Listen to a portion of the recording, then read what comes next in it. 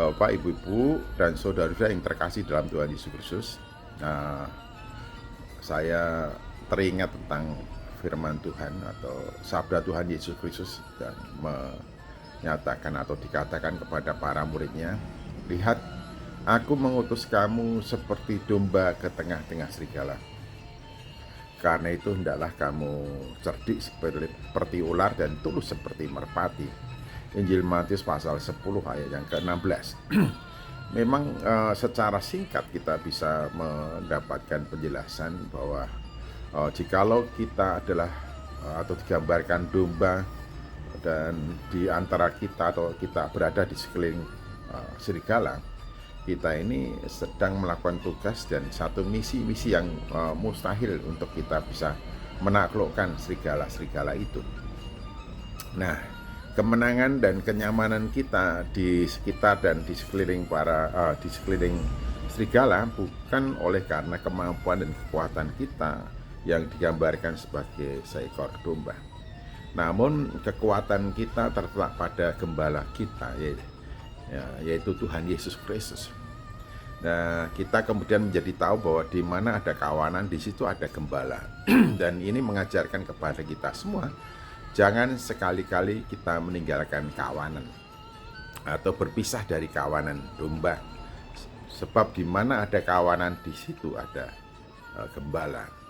Namun demikian juga dalam keseharian atau dalam prakteknya, masih saja ada domba-domba yang mengambil keputusan sendiri, melakukan pilihannya sendiri, melepaskan diri dari penggembalaan sang gembala. Dengan pikiran dan hatinya memutuskan untuk meninggalkan kawanan dan kemudian mencoba mencari jalannya sendiri. Dan domba-domba yang demikian itulah sebetulnya domba yang menjadi sasaran empuk serigala. Nah, supaya kita tetap pada kawanan dan koneksi kita dengan gembala tetap jaga dengan baik, ada anak kalimat selanjutnya yang harus kita perhatikan, yaitu hendaklah engkau cerdik seperti ular dan tulus seperti merpati. Jadi dalam praktek kehidupan sehari-hari sebagai domba gembalaannya, ya ini kan analogi, ini adalah gambaran. Namun dalam praktek seharian kita tahu bahwa kita sebagai pribadi manusia, kita diberi akal dan diberi hati. Kata cerdik itu berarti berhubungan dengan akal. Kata tulus itu berhubungan dengan hati. Jadi akal dan hati mestinya linier. Itulah yang disebut dengan integritas. Jadi kita mestinya hidup dengan integritas yang benar, menggunakan akal dan juga menggunakan hati kita. Kedua-duanya harus sejalan, seturut dengan kehendak dan kemauannya.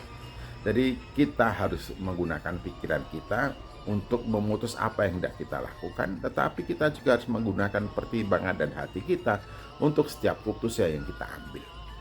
Jadi satunya kata dan perbuatan, satunya pikiran dan hati, itu merupakan persyaratan wajib bagi seekor atau seorang Kristiani, orang percaya, atau yang dianalogikan seekor domba, supaya dalam langkahnya selalu mengikuti jalan yang telah diputuskan dan ditentukan oleh gembala kita.